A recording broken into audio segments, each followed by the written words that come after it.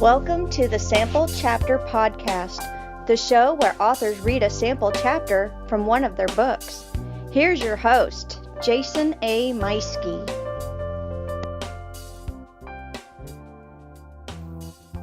Hello, my friends. It is another episode of the Sample Chapter Podcast, episode 19. Hey, it is I, Jason A. Meiske, your guide to the new authors represented here each week. I guess that'd be one way to put it, huh? I'm just so happy that you came back. I hope you're subscribed so that way you don't ever miss an episode. If you haven't, make sure you head on over to iTunes or wherever it is that you're listening and click that button to subscribe, and it gets just downloaded, boom, right into your device, wherever it is that you're listening. Man, we've got such a fun episode today. My guest is Matt Betts. Matt is an Ohio native, and man, he is one eclectic writer with sci-fi, steampunk, alternate history, supernatural, poetry, sci-fi poetry. I mean, man, it was a lot of fun talking to him. There was so much great stuff within the interview that we went a little longer than usual. So let me go ahead and just say our quick thanks for the week. As always, we want to make sure and thank Podcast Garden for being the host site for our show. Podcast Garden has all kinds of other shows on there. If you're looking for entertainment of any sorts, it's about everything to suit your need. Make sure to check them out at podcastgarden.com. And if you ever had the idea to create your own podcast, then make sure you get on over there. Podcast Garden, you just create your name, upload your file, fill out a little bit of information, and boom, you are off and running, and it's free to start. So you get yourself a 30-day window to begin with, so check it out, podcastgarden.com. I also want to make sure and give a big shout out to our sponsor, U-Store All of Warrensburg, Missouri. U-Store All is the premium location for self-storage in the central Johnson County area. They offer a wide range of self-storage in climate control, non-climate control. The whole place is fenced in with gated access. You get your own private gate code that's never reissued. They have over 40 cameras recording 24 hours a day. The whole place has concrete driveways. It's regularly people comment on how clean this place is, and it's well lit all night long. So, I mean, would you like to store your belongings someplace that's clean and is secure? Well, then U-Store All is the place to go. So check them out online at ustoreall.net. That is the letter U, STORALL. Anyway, so as I was saying, we were talking about Matt Betts. We had just a fantastic conversation. Matt and I think we're around the same age. That time frame, we definitely, we kind of got sidetracked. I think we probably talked for a good 20-30 minutes before the interview even began. In fact, I had to sit down and start writing notes about, okay, here's the start time of the actual interview, so that way I could just cut out all the rest of it. But he was a blast to talk to. We were discussing toys of the 80s and stuff we grew up with, and back in the 70s, shows that we went to. Anyway, but that's not really important to you guys. You're here to hear about his story. Well, another thing about Matt too is that he is a member of a local writing group, and he credits them for a lot of his success and for even becoming a writer today. So, I mean, that is something that I am also a huge believer in. My local writing group, they are, the best way to put it, I guess, is that writing group I'm a part of, they are like the lifeblood. They really have helped me a lot, and, they've really made me into a writer that I can, they've helped me believe in me becoming somebody who can be a writer. So that's really cool stuff, and Matt, shares some of his stories about that as well, that he feels much the same way. He's got 4 books out so far, plus 2 sci-fi poetry books. He writes through a small press called Raw Dog Screaming Press. So it sounds like they are pretty cool. Like I say, he's got an eclectic collection of books. The one that's getting ready to come out, it's going to be dropping here in just a couple of days. The Boogeyman's Intern. It comes out on June 1st. I've been reading it. I've got a copy of it, an advanced copy, and holy cow, you guys are going to love it. It is, if the name itself doesn't set you off, the Boogeyman's Intern, you really need to check it out. It's been likened to Monsters, Inc. meets Chinatown. So let that sink in a little bit. Anyway, hey, I'm going to go ahead and hand things over. We're going to get on over to our interview with Matt Betts and talking about his journey as a writer, and we'll just get on over there.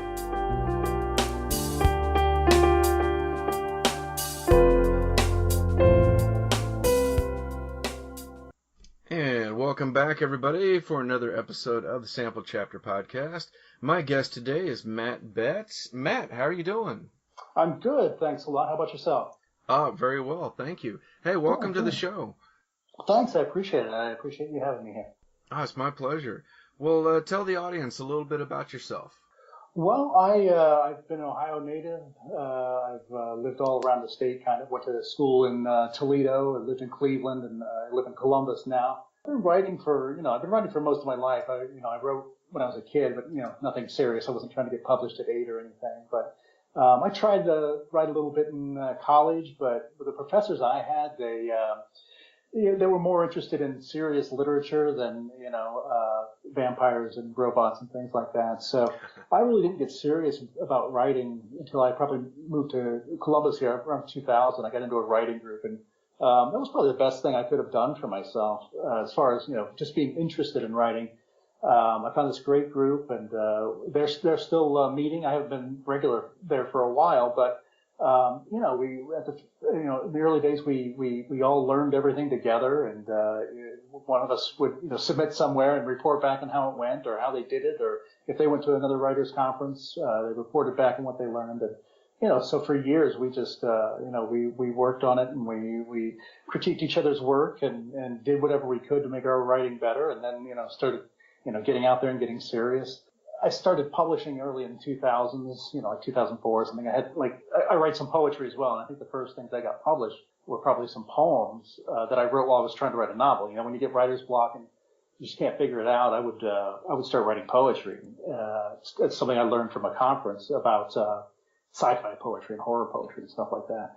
And that was a lot of fun, and I still do it. I have a couple of collections out there. And my first book, Odd Men Out, came out in 2013, and my new one's coming out here June 1st. So I've been working on it. I teach here and there. I try to attend as much as I can to learn, and if I can pass something along to other people at workshops or conventions, I try to. Very nice. Yeah, that's I'm part of a local group as well. We get together twice a month, and that's just great. You get it's all about the people. You get the right group and the right a group of people together. And once you get in there, people find things that you just wouldn't have realized on your own. You have that little bubble as a writer sometimes, especially when you're new, that, you wouldn't think to question your own, characters or motivations, whereas other people reading are going to get it right away. You're just too close to it. So yeah, had I not get into a writing group, I probably wouldn't, have published the novels. I probably wouldn't be a writer today, to be honest. It was that supportive, that great of a support group, Mm-hmm. Yeah, absolutely. Yep.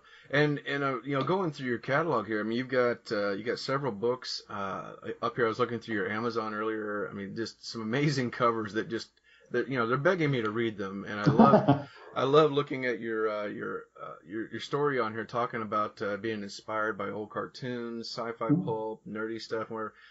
So I mean, you've got a wide variety of things that you like to write about. Do you have a favorite genre? I don't really, and I love sci-fi, and I love just about everything in sci-fi.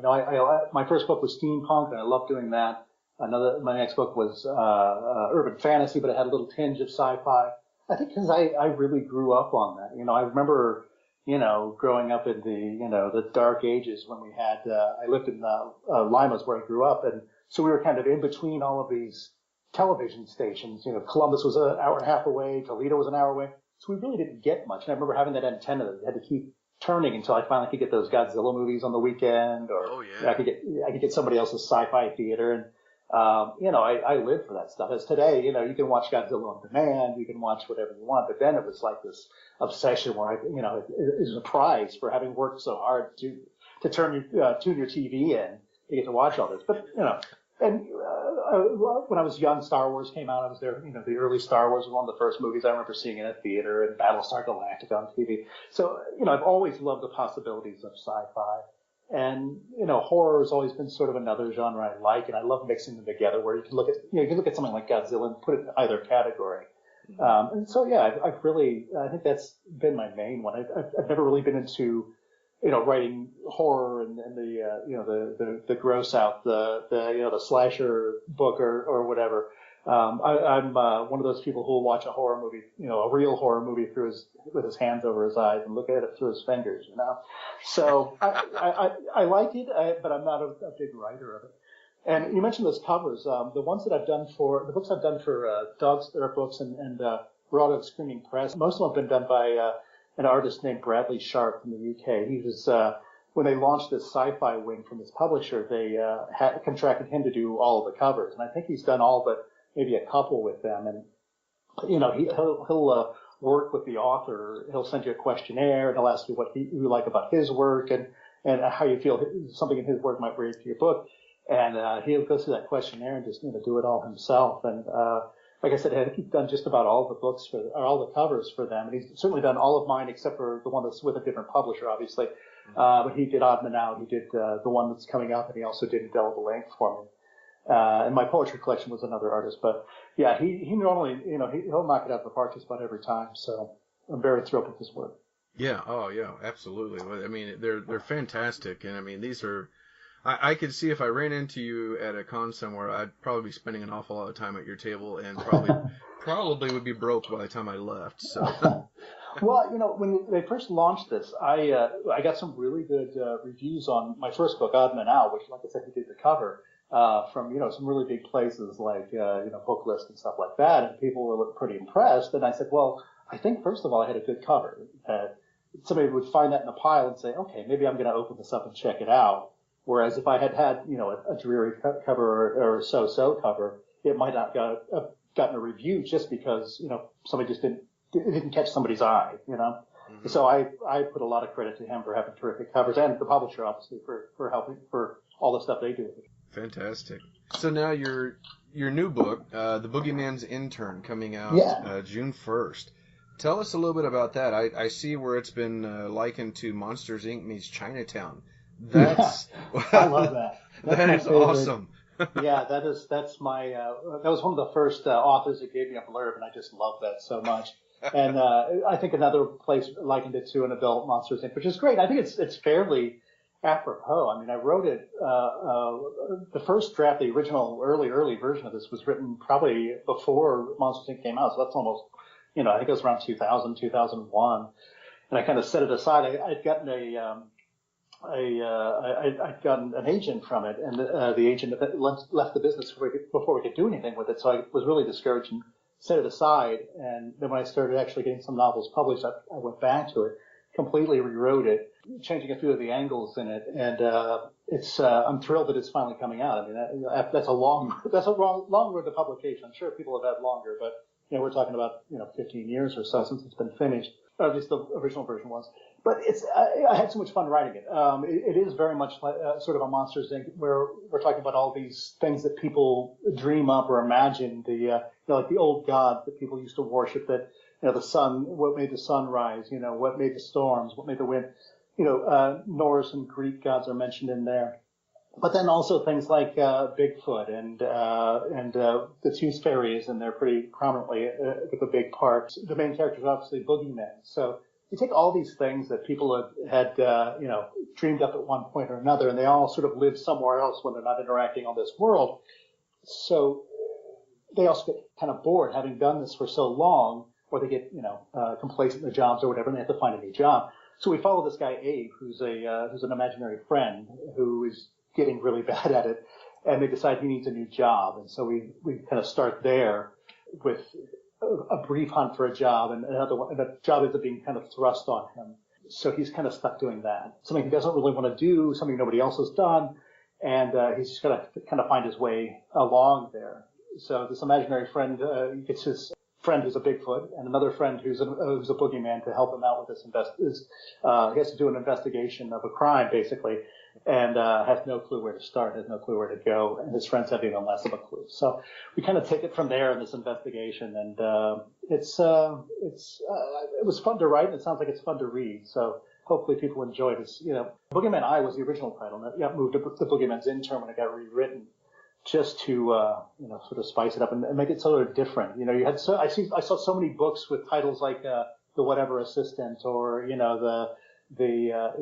things like that I thought it'd be kind of fun. No one ever writes a book about an intern for this sort of job, so that's where I went. I thought it'd be at least catchy for a title.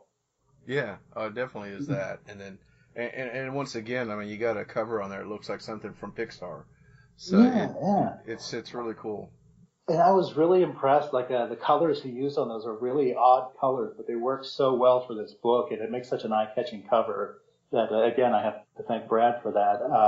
But yeah, it has our three main characters right there on the cover, and they all look a little bit bewildered, I guess is the word for it. But yeah. I think again they did a terrific job. So, I mean, and you kind of touched on this before. So you're very inspired by your childhood and absolutely, stuff growing up. Yeah, I think I mentioned when my poetry collection. A lot of that is based on like cartoons and old movies I watched. But I think all of my books are in one way or another sort of born from my childhood. This one in particular, the Boogeyman's Intern. I loved reading those books when I was a kid about, the Bigfoot books or the unexplained books, that were written in the 60s, and I was reading them in the 70s, Yes, I remember those. Yeah, I forget who the author was. There was one guy that just had tons of them. Every time I went to the library, I got a new one.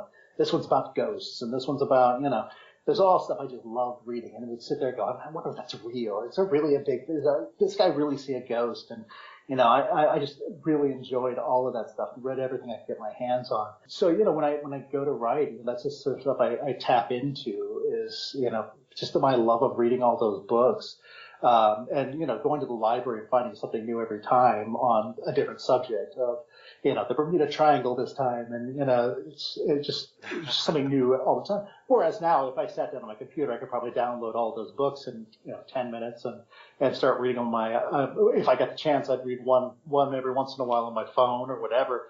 Then it was a mission. When you went to the library, you had to go back and, you had to return this and you had that read by the time, you had to take it back. So, the library was always just a great motivator for me because I didn't want to have to take it back late, So. Oh yeah. So I mean, I think we're from probably the same time frame growing up. So I mean, I remember junior high and high school having library time, and you go down and you just they were like, okay, for the next hour we're going to be here in the library, find something to read, and Sure. I remember those books of going and finding the lost creatures and different things. You find something Bigfoot. I remember going to the Dewey Decimal System and looking up, okay, what books have Bigfoot in the name, and right. And coming across, I think I was in 5th grade when I came across The Boy Who Saw Bigfoot by Marion T. Place, and I ended up buying that when I became an adult, just because I gave it to my kids. Like, okay, you guys have to read this.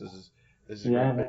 But there's a newer one that I gave to my son. I think it's called The Littlest Bigfoot or something like that. It's a series. I think there's 2 of them. And I'm blanking on the author's name, unfortunately, but he loved it. I'm like, okay, good. I've got him hooked. I gotta hook the other kid, and we're good. But yeah, those are all just exactly. I think we're probably from about that same era. It was just. A treasure, It was that or something humor. It was like a Mad Magazine compilation or something. I was always reading something fun, Absolutely.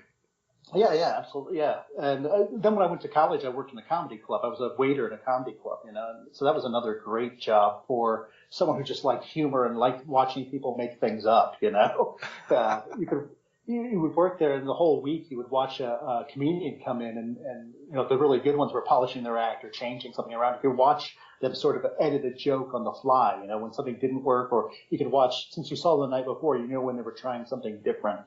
So that was sort of, I don't know, my first introduction to improv, where you could watch somebody try different things in a story they might be telling on stage, and, I was fascinated by that. Fantastic. So Boogeyman's Intern's coming out June 1st. What do you have? What do you have coming up? Anything? What's next? Well, I have a sequel to my first book. My first book's Odd Men Out. I've got a sequel that I'm 99% done with. That one. I'm hoping to get done within the next month or so, and give it another edit, and then send it off to an editor to finish it up for me. and that's pretty exciting because I really like that world. And like I said, my first book took place in the Odd Man Out took place in the Civil War era. Took place on the West Coast, and it was just a blast to write and to research that era and that area of the country during that Civil War. Mm-hmm. So I love going back to that. I mean, there was a lot of stuff I already had, from the first book, but I was adding some more things in. And so research, I loved it. I was a reporter for a while, so I loved doing research. And I think, a lot of writers who were into the history, love doing that research to get it right, Yeah. I wanted to get the weapons right. And as sort of an alternate history, I wanted to be able to get the weapons right, but still be able to change them reasonably, be able to explain why this has changed in my timeline or whatever. And one of the things in this book, in fact, was I originally had this beginning. And then I found out that Alcatraz prison was functioning during the Civil War, and so I thought, okay, well, I've got to make that happen. That's got to be in this book. Wow. So I started doing all this research and wasn't finding enough, resource material for it. So I ended up going to the park system and emailing the park rangers that are there on Alcatraz Island now, or that are in charge of it, and asking them all kinds of questions. And they sent me links to maps from that time, and they sent me, all kinds of stuff. So it was a thrill to connect with them and find out more and more about this area. And it just, really made me want to use it even more. So yeah, I'm thrilled to go back to the Civil War and the little world I've created there. Most likely, if I can get it in the next month or probably 2 months, well, it'll come out early next year, maybe mid next year. In the meantime, there's another thing coming out that I don't think I've mentioned to you, even when we were talking earlier. And that is a project called 555. And I had a guy that I knew, this will be the third book in his series. His publisher contacted me and said, hey, I've got an idea for you. If you're interested, we'd like to have you on board. I said, okay. And he said, I need you to write. Now, like I said, I've written short poetry and things like that before. I have this anthology where I have the writers write 55 word stories. I'm like, wait a minute. So you're saying you want me to write 55 stories that are 55 words in length? And I said, well, I can probably do that. And he said, okay, you've got 2 months. It was like October, and he said, I can do it by the end of December. So I said, sure. And I sat down, and you're like, oh, they're 55 word stories, how hard can that be? Well, first of all, getting them exactly 55 words was a big problem, to have that word count and then make it work out exactly. I mean, you could have as many words as you want in the title, but you had 55 words in the story itself. So a lot of it was poems I had started and hadn't finished, and I took them and changed them, to make them more of a story or ideas I'd had before that just wouldn't work into something else. And I'm like, okay, well, this little kernel of an idea isn't going anywhere anyway, so let me rework that and see if it'll fit. So I made the deadline, and I was thrilled that I did. It was crazy. I know to write 55 stories in 2 months, it's like a story a day almost, So it worked out, but it should be a really fun collection because he really didn't set a lot of parameters. He's like, we're looking for stories, if they're kernels of stories or how you do it. The excitement in it, I think, is seeing I think there's 5 or 6 different, probably 5, if it's 555, 5 authors, see what they do with 55 stories that are 55 words long, So I think it should be a blast to check out. Yeah. Oh, wow. That does sound pretty cool. I want to say that's going to hit the shelves, or it's going to be available. He was just talking about it the other day, so I'm thinking probably end of July, maybe early August, but I'm not positive that's even giving me a release date. Outstanding. Yeah. Well, let us know when you know that, and we'll make sure to put that up on our Facebook page. So listeners, make sure that you're obviously be following Matt, but also come on over to the Sample Chapter Podcast Facebook page, and we'll share that over there as well. All right. Well, hey, Matt, it's been awesome talking to you, and Thank you. I mean, I think we could probably spend a couple hours going back and talking about growing up in the 80s and the 70s and all that. Absolutely. But I'm going to go ahead and I think the listeners are probably waiting for your chapter, so I will get out of the way and hand the floor over to you. And ladies and gentlemen, this is Matt Betts with a chapter from, where is it here? Boogeyman's Intern. All right, thanks. All right, so I think what I'm going to do is I'm not going to start at the beginning, kind of cheating there. I'm going to come in about chapter 5. So we've already been introduced to our main characters. We've got Abe is our main guy. He's like I mentioned earlier, he's this imaginary friend who's kind of down on his luck. We have Brady, who is the Bigfoot character. And I think the other one we need to know for this chapter is Sarah, who is kind of Abe's friend, girlfriend, I guess. I guess we can call them that. If they're all imaginary, we can still call her his girlfriend. And I think we can just go from there. Hopefully I don't throw anything at you that I forgot to explain. So chapter 5.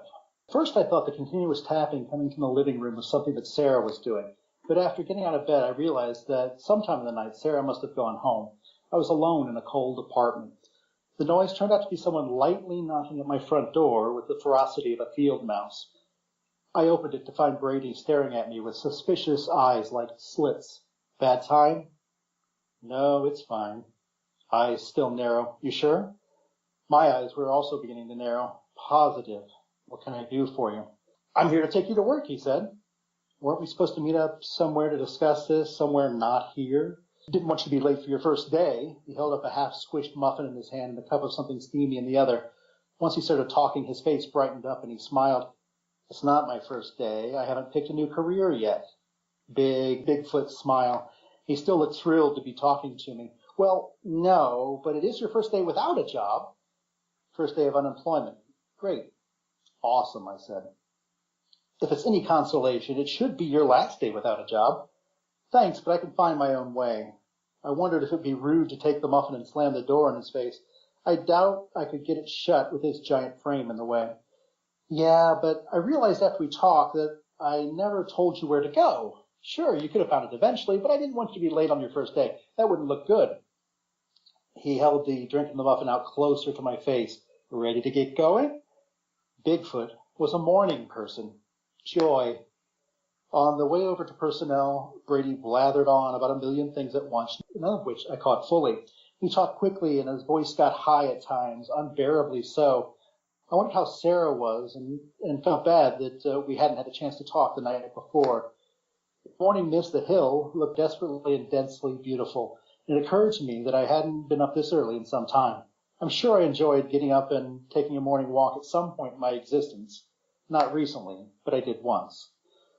We walked across the stone-lined square, Brady still yammering. The fleeting quiet was interrupted by the tromping of footfalls echoing off the buildings. As they grew louder, 4 boogeymen came into view not a dozen feet away. They were jogging in unison, or maybe it was a fast march. Their feet fell in time, creating a percussive rhythm and making the mist part before them.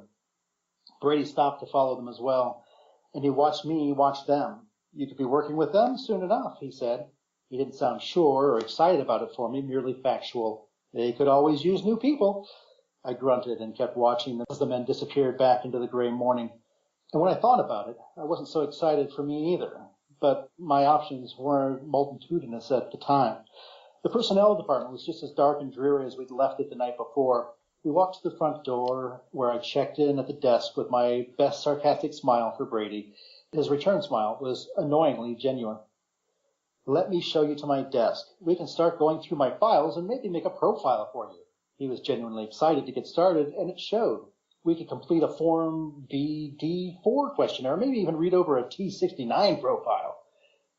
We turned and started down a hall, only to be blocked by a duo of men. In the front was a very large, very bald man with an even larger and somehow balder woman behind him. Both wore black uniforms with traces of red lining their sleeves. Brady was flustered when they moved to block his way. Excuse me. They moved in front of him again as he made to go around them. Can we help you guys?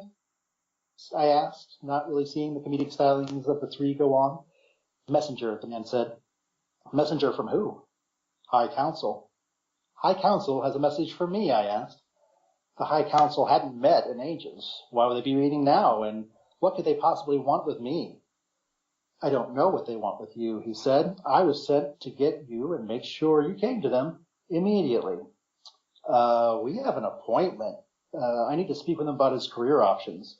The disappointment in Brady's voice was obvious. I'm sure this won't take long, I told Brady. Even the High Council wouldn't dare delay my quest for a meaningful path to gainful employment. I moved from Brady's side to stand between the messenger and his friend. And when they moved, I followed Bald while Balder trailed me. We left the building and followed Old Hag Avenue, then Ferry Ring Circle to the edge of town. From there, our path continued, lined with trees, and eventually led to the enormous castle that occupied most of the west side of the hill. The path crossed a rainbow bridge, a horribly named stretch of path that crossed over the only body of water on the hill. We called it the River Styx, and why wouldn't we? We figured that since it was the only one we had, we might as well go big, you know? What were we going to call it, the Mississippi? Shit, the river flowed from a cave near one side of the castle and ended in a waterfall dropping over the edge of the hill. In it, you could find the majority of the sea creatures, at least those that didn't have their own private pools in their quarters or a good-sized bathtub. It was a long enough walk to allow me to enjoy the luxury of wondering why would I possibly be sent for, and why the council was even meeting. The council had never met in all the time I'd existed on the hill. I suppose they could have met me in secret, but why? They were the three imaginaries upon which everything else was founded. The originals, the basics. They were the Beatles with Pete Best. They began moving in a way to corral the populace when masses of imaginaries started showing up. They came up with rules and standards and codes for everyone and everything, how replacements were selected, what they needed in order to meaningfully participate in the lives of the otherworlders, how to acclimate new arrivals, when to recycle the old. After a while, everything seemed to be covered, so they just stopped meeting. They didn't disappear, become hermits, or make some big showy announcement. They just stopped meeting together and went on with their existence. The term the council became antiquated and quaint. I didn't exactly get the grand tour. I was ushered over the bridge, through the wide wooden front doors, into a dusty courtyard. What I saw of the place was wonderful. The area around the castle was brighter and more colorful than the rest of the hill. They weren't the usual moody mists and dreary clouds that pervaded the common grounds. There were natural lights flooding the whole area with its warmth. It felt like I was standing on the other world beneath a blue summer sky with a light breeze blowing across my neck. It smelled like freshly cut grass. The strange thing about the courtyard was nobody but me and my two guides were there. The rest of the hill was permanently dark and chilly, gloomy and drab, yet here was prime real estate without a goddamn soul to enjoy it. Like a beach after a shark attack or a ski resort after a sudden thaw. It was the greatest spot on the hill, and it was going to waste. Let's go, Bald said. We're in a hurry, remember? I was herded through an arch to climb the stone steps just inside. The stairway opened into a hall, and Bald stopped and gestured toward the door at the end. Balder stayed at the top of the stairs. Please, he gestured again, pointing the way. When I was within a dozen steps of Bald, he gave a tug and quickly pulled the door open. He then swooped his right arm around the room with a flourish of his hand, as though he were revealing fabulous treasures. I took a deep breath, straightened my shirt, ran my hands across it to remove dust and wrinkles, and took a big step through the doorway. The room was larger than I expected, with dark recesses that weren't obvious until you really searched for them. The ceiling was so high that 6 Yetis standing on each other's shoulders couldn't touch the thick wooden beams running across it. Unlit torches stuck in the walls throughout the room. They were unnecessary with all the light coming into the massive window across the room. The same sort of wonderful light I saw in the courtyard streamed through it and fell on a long, colorful rug in the middle of the room. The rug showed various scenes of the moons and stars, knights and dragons, lions and horses. On either side of the room were heavy oaken tables lined with long wooden benches. A cloth covered the whole table, and several candelabra were placed at intervals along it. 2 figures, a man and a woman, sat talking at the table to the right, while another man paced at the far corner of the room, staring out the great window. The woman wore a plain white robe that ended near her ankles and had a wreath of leaves and berries sitting crookedly on her head. She was wonderful to look at, beautiful with bright eyes, delicious pink lips, and long chestnut hair pinned up in braids. I could make out the small signs of age creeping into her face, like little bags under her eyes and wrinkles in her cheeks, but they only seemed to enhance her beauty. She fixed her wreath as I got closer and laughed, smacking the person next to her on the arm. Her laugh was gentle and quiet like a breeze blowing through the room, making everything lighter, like it might take flight and blow out an open window if she laughed much harder. The man she was talking to seemed much older. He was tall and sat hunched over, playing with his long white beard as he talked. He wore what appeared to be a gray sweatsuit with the hood pulled back. The light also made it hard to make out the details of the person by the window, except that they occasionally swung their arm and shook their head. "Oh, hello, come in," the old man said as he stood. "We've been expecting you." He smiled as he got up, came around the table to meet me. "I'm so glad you could come." I met him at the table and stuck out his hand to shake mine. "I'm very glad you could come." "I didn't know I had a choice." "I'm glad too, but the messenger wasn't real clear on what you wanted from me." "Oh, I'll explain in a moment. First, I'll get your drink." "Yes?" he asked. "I understand they call you Abe. May I?" "Sure, whatever you feel comfortable with. It doesn't matter to me, and I'm Not thirsty, thanks. Great. Abe, I'm Father Time. I'm the president of the council right now. He took me by the arm and pulled me to the far end of the table. Abe, this is Mother Nature. She's currently the council's VP, as they say. Mother Nature shook my hand and shook it lightly before releasing it. A pleasure to meet you, Abe. She smiled flatly and nodded. It's nice to... Before I could finish, Father Time physically turned me to face the last council member. The large figure descended a few steps from the window. He wore a long dark robe with a wide hood that obscured his entire face. He walked with his hands behind his back. Father Time gestured toward the figure with his hands. Abe, this is Death, I said. It wasn't a question. There was simply no way to be unsure of who the man was. The legend preceded him. He had an air about him as if gravity itself were somehow thicker. Thicker? Sure. Yes, very good. Death, the Grim Reaper, whatever. He answers to all of them. He lets a few of us call him Morty, but I'd wait before trying it out for yourself, Father Time said. He used to be the council's treasurer, but he wasn't any good at it, and of course we don't use money anyway, so it was kind of an honorary title, really. I've been trying to come up with a new title for him. The old man sighed. He gets bored so easily.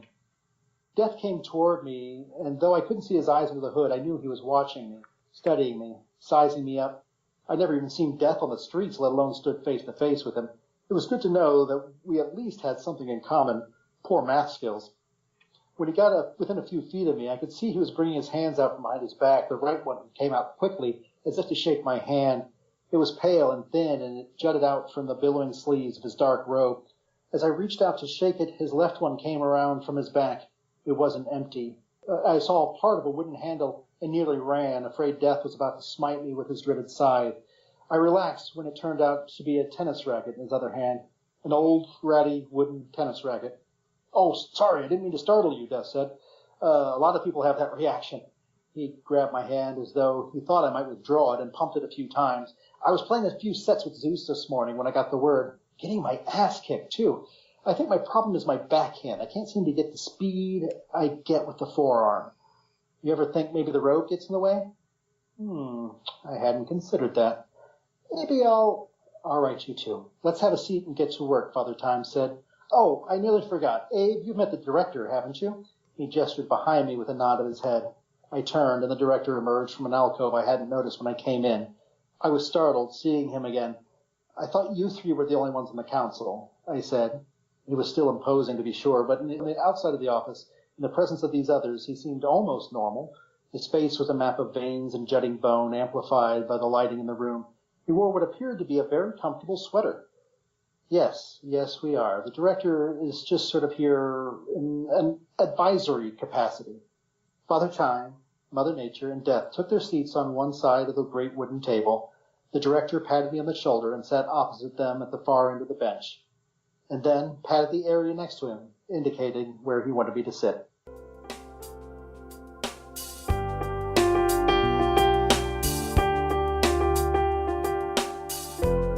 And that was Matt Betts reading Chapter 5 from the Boogeyman's Intern.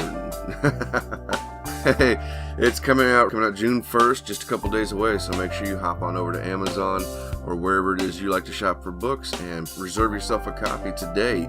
Hey, don't forget to follow the links in the show notes if you want to find out more about Matt. Like us on Facebook, and we're going to make sure and share things over there as well. If you would, please rate us on iTunes or wherever it is that you listen. It really does help others find our show. And don't forget to subscribe, because you don't want to miss another episode like next week when we have another author, another story, and another sample chapter. Bye.